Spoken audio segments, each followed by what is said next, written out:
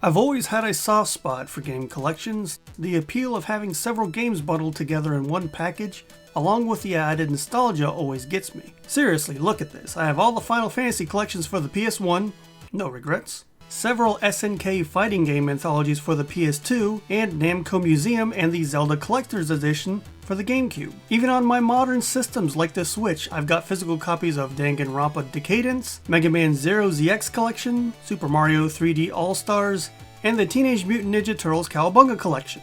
That's it. Until now. A new collection has been silently released, and when it was first announced, I was a little interested, but also confused. Limited Run Games has given us the Bill & Ted's Excellent Retro Collection. This collection comes with two games, Bill & Ted's Excellent Video Game Adventure for the NES, and Bill & Ted's Excellent Game Boy Adventure, A Bogus Journey for the Game Boy. A digital copy will run you $10, with Limited Run releasing a physical copy later this year for $35, unless you want the Collector's Collection Edition for $60. I actually have a history with these games, well, the NES version at least. It was one of the few games I had growing up. So this was more of a nostalgia-based purchase for me than anything, and I thought, it's only $10, so that's not bad for two games. But because I have a history with Bill and Ted, I knew what I was getting into. And while we're on the subject, let's talk about the games themselves first. Starting with the Game Boy title Bill & Ted's Excellent Game Boy Adventure, A Bogus Journey, or Bill & Ted's Portable Adventure. It's a single-screen arcade-style action game where you move left and right and jump to collect all items on the screen while avoiding the enemies. Once you collect all the flashing items, the phone booth appears, and upon entering, you start the next level. I found the controls to be tight and responsive, even allowing you to adjust your jump while in mid-air to avoid costly mistakes.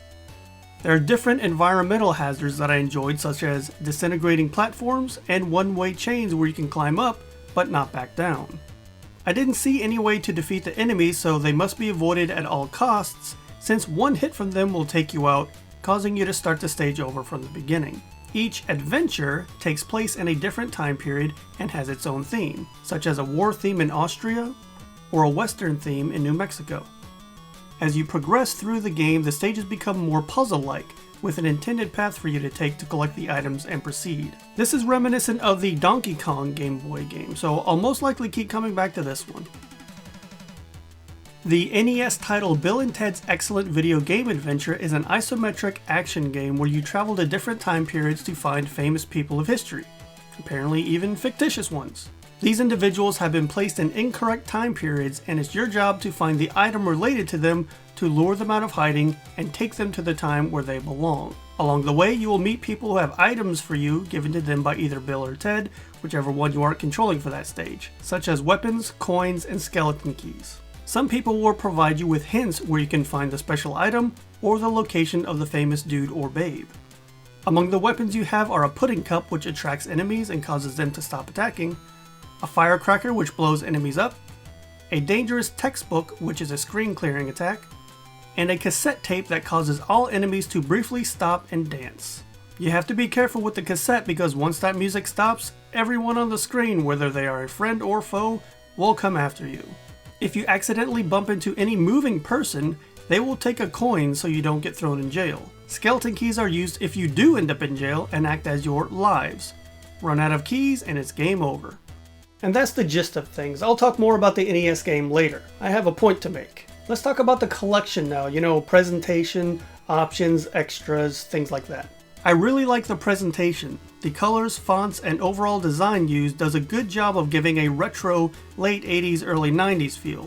The menu is simple with a few options. You can select between the two games, listen to the game music with a music player, or view the credits of everyone who worked on the collection. The music player is definitely my favorite part. The cassette theme with an A and B side to switch between the games is genius. It also helps that both games have really good music. While in-game, you can hit the R2 or right trigger to open the overlay menu. Here you can reset the game, set your screen size between native, native 2x, and full, apply a CRT filter, and choose between a few borders to fill in the empty space around the game screen. There's also a handy save option if you need to quit and continue your adventure later. And that's basically everything you get. Two games, screen adjustment options, border options, a filter, a music player. I think they did a really great job with the presentation. And now for the not so great stuff. I try to keep these reviews fair and not make comparisons to other games of the same type, but I'm going to make an exception in this case. I have some complaints. Let's start with the small stuff. Saving and loading is not quick save and quick load. When you save your game, the game closes and takes you back to the main menu.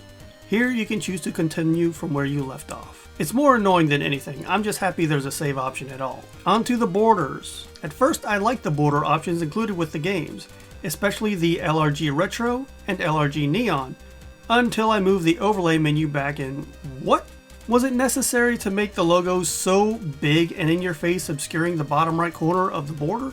The carbon border has the logo, but it's small and out of the way to not be annoying. Also, the full screen setting for the NES game isn't actually full screen. You can see a tiny sliver of the background at the top and bottom of the screen. It's one of those things that just draws your eyes to it because you know it's barely off of what it's supposed to be. I'm not sure if this was an oversight or laziness because the Game Boy full screen doesn't have this issue.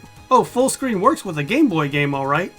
Unfortunately, none of the other screen or border options work. No matter what options you pick, as soon as you close the overlay menu, it goes back to full screen with no border. And this really sucks because you have more border options with the Game Boy game than with the NES one. Also, for some reason, I can cycle through the screen size options if I push right, but when I push left, it stops at full screen and doesn't keep going. I don't know if this was an emulation issue or if the game was rushed or what. If it was rushed, I don't know why. I seriously doubt the gaming world was clamoring for the Bill and Ted's Excellent Retro Collection. And that's what I meant when I said earlier that I was confused at the announcement because I never thought there would be a market for these games. The NES Bill and Ted game has a well-known reputation for being pretty bad, and for the most part, I agree. I wouldn't say it's terrible overall, but the game does a horrible job of giving you instructions on what to do or where to go. Once you find the correct phone number to dial in, you're taken to this weird screen with a spinning phone booth and a bunch of numbers. Okay? What do I do? When I was younger, I spent so much time on this screen shooting the phone booth around, hitting the numbers thinking I was supposed to hit them in a specific order or there was a special number I had to hit to keep going, but no. It's a lot more simple than that. You have to shoot your phone booth to the number all the way on the right side, avoiding the skull icons. Once you get there, don't touch anything. You'll be shot through the phone line and the level will start. If you're having trouble with this part, you can stay on any of the numbers and it will automatically move you forward number by number, but it will cost you 2 coins per move. Let's talk about these hints you're given. I've heard something strange can be found down south. Great. Which way is south? This game has an isometric viewpoint. You have 2 options here, and there is nothing in the game to tell you which one of them is correct. There are no maps to be found. And although this is a fault of game design, I'm still holding Limited Run responsible for this one. I'm not saying they had to create their own map and put it in the game or anything like that, but let's look at another collection that recently came out. The Teenage Mutant Ninja Turtles Cowabunga Collection. Look at all the extras we have here. Comics, videos from the animated series, and look, instruction manuals. Lots of helpful information in those manuals like what the buttons do, the layout of the UI, and helpful advice on the games. They even included a strategy guide. You might be saying, Patton, that's not fair. The Cowabunga Collection went way above and beyond with their extras. Also, the TMNT series is 100 times larger than that of Bill and Ted. Okay, that's a fair point. Let me show you another collection. Zombies Ate My Neighbors and Ghoul Patrol on the Nintendo Switch. Here's a series with more of a cult following, but overall, not the most popular or well known by any means. It also includes 2 games just like Bill and Ted, and its own set of extras, including control descriptions and game manuals for both regions of each game. Again, you might be saying, Patton, you're really pushing this manual thing pretty hard. There's a reason for that. If we look at the game manual for the NES game, we have a lot of useful information, like how to navigate the circuits of time, item descriptions, control descriptions, the jail system, and at the end of the manual, maps. Maps that show extremely important information like the jail and portal locations, and what's that in the middle of every map? A compass. Why wasn't the manual included with this collection? The game is almost impossible without all that information. For anybody that actually picks up this game, I'll put a link in the description to DigitPress for the manual so you don't have to suffer through the game. Oh, and the game crashes.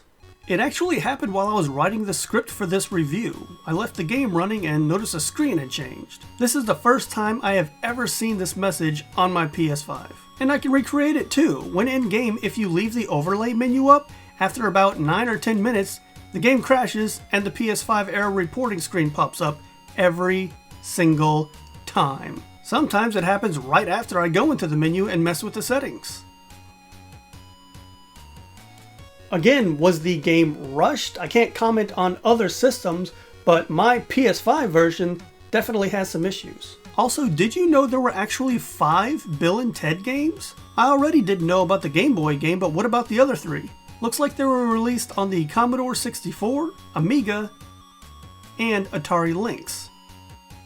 If you wanted to make this collection more appealing, I would have put as many games in as I could. LJN had nothing to do with the other games, so I just assumed Limited Run couldn't or didn't want to get the licensing, or just couldn't get them to run correctly. To wrap up this review, even for only $10, I can't recommend the collection in this state. Unless you're a huge Bill and Ted fan and don't have any way to play the originals, then yeah, go for it. The Game Boy game seems decent and I'll continue through it sometime. I'll probably even try to finally beat the NES game, but the bugs and overall lack of polish are too much for me to overlook. Let me know in the comments below what you thought of the Bill and Ted Excellent Retro Collection, and also let me know if you have it for another system and if you're going through these same issues I am. That's it for me. As always, thank you guys so much for watching, and I'll see you next time.